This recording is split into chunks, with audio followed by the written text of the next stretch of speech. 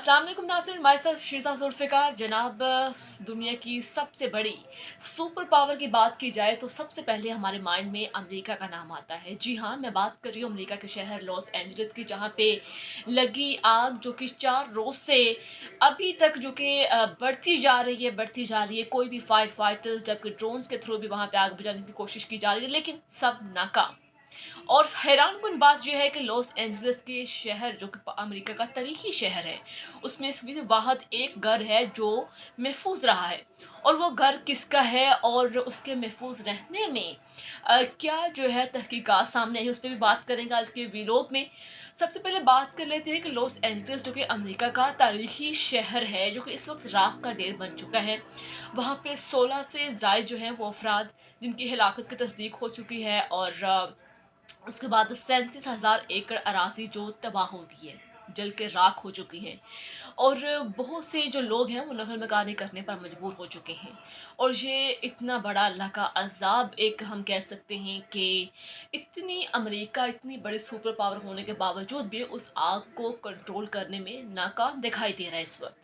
अच्छा, अब उस घर की बात करते हैं जो जो कि वहाँ तक अभी भी महफूज है। वो घर किसका है और उस घर में ऐसी क्या ख़ास बात है, ऐसा कौन सा मुआवजा हुआ है?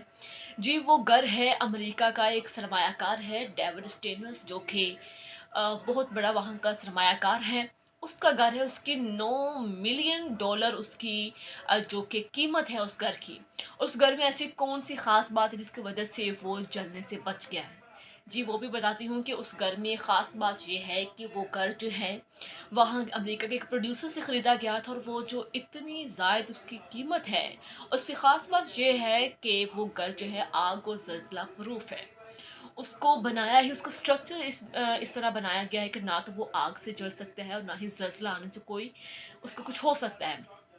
और इज़राइल के मुताबिक कहा जा रहा है कि जो उस घर का जो मालिक हैं, सरमायाकार जो डेविड हैं, उनका कहना है कि मैं ये सोचता था कि जब कभी ज़लज़ला आएगा तो इस ठिकाने के अलावा हमारे पास कोई ठिकाना नहीं रहेगा।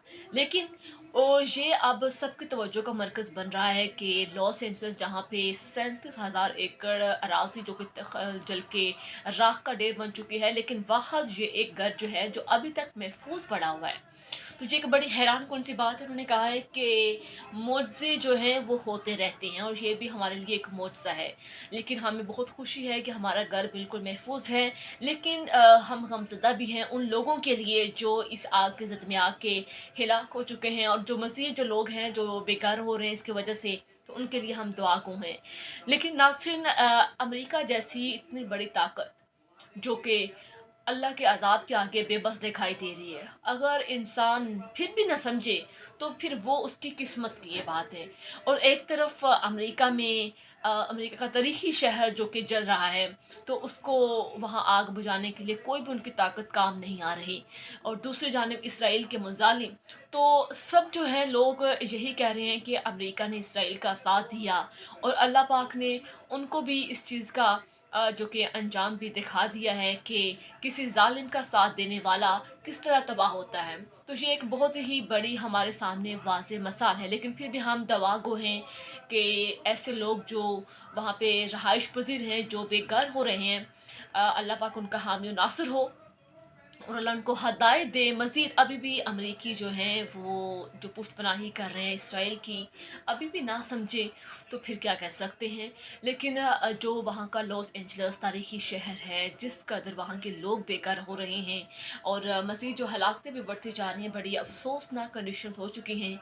और वहाँ पे फायर फाइटर्स, वहाँ पे ड्रोन की मदद से वहाँ पे आग को बुझाने की कोशिश की जा रही है, लेकिन आग बेकाबू ही होती चली जा रही है। मज़ीद जो आग जो है वो फैलती जा रही है, और मज़ीद ख़दशात ज़ाहिर किए जा रहे हैं कि ये मज़ीद बढ़ेगी और बहुत से इलाकों को अपनी तहवील में ले सकती है।